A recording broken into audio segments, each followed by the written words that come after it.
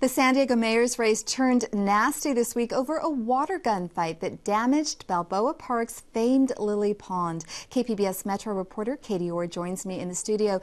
Katie, before we talk about the mayor's race, there was some news out of City Hall today about a tentative deal reached with the labor unions. What do you know?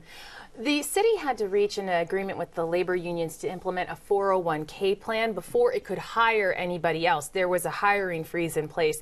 This, of course, is a result of Proposition B, the voter-approved measure that eliminates pensions for most new city employees. So this morning, the COO of the city, Jay Goldstone, told me that they had reached a tentative interim deal with the labor unions. They still have to reach a permanent deal, but once this is ratified by the city council in September, it will allow the city to hire people again. I see. Switching gears, Balboa Park's Lily Pond gets vandalized over the weekend, and suddenly the mess becomes part of the mayor's race. How did that happen? Well, the organizers of the event, there was a man listed on Facebook as the primary organizer. His name is Ken St. Pierre. Now, about a year and a half ago, he used to work at the San Diego Gay and Lesbian News. He does not work there anymore.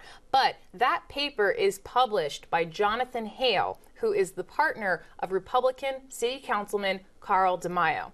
So there is no evidence that Hale was linked to this event, but Bob Filner came out with a press release saying that Hale is responsible or linked to the vandalism at the Lily Pond from this water gun fight. And why would he do that? What is Filner's strategy here? Well, Filner is trying to highlight the fact that DeMaio is a gay man. He's a Republican gay man. He is counting on the vote of a lot of conservative Republicans. And so it would seem, now Filner has not admitted this, but it would seem that he is trying to highlight this fact to make people uncomfortable and possibly take some votes away from DeMaio. Okay, I'm guessing that a lot of people know that Carl DeMaio is gay, but it still seems like a rather weak link. The fact that, okay, Jonathan Hale's website previewed this event, the water gun fight, and that a person who used to work for him helped organize this event.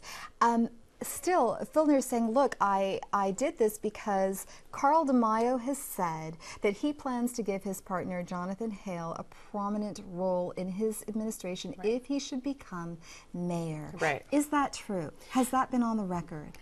No, nobody can find any comments like that on the record that DeMaio has said Hale will be part of his administration. His spokesperson told the media earlier this week that he would not be. However, there is a picture that is going around of Jonathan Hale in Carl DeMaio's office with his feet up on the desk, holding a file that's marked confidential.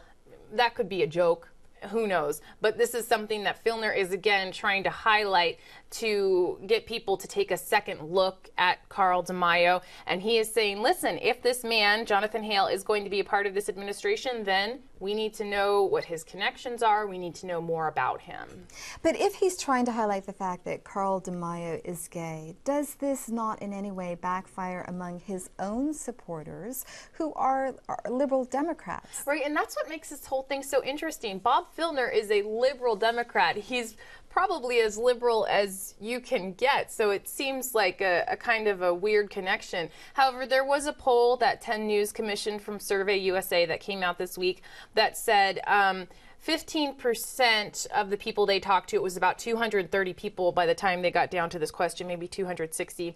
Of those, 15% said that they were going to switch their vote from Filner to DeMaio. I should say 9% said they were going to switch from DeMaio to Filner. However, DeMaio's camp took this as evidence that this stunt had backfired.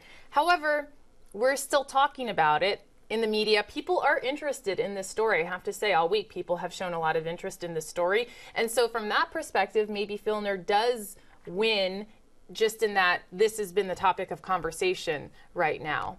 So we're in August right now. The mayor's race and all campaigns usually just take off after Labor Day weekend. What does this say about the tone, the tenor of this race going forward? I think this is going to be a tense race. I think it's going to be nasty. We've had, there have been about 3 debates between these two candidates, the last 2 which came within basically a week of each other.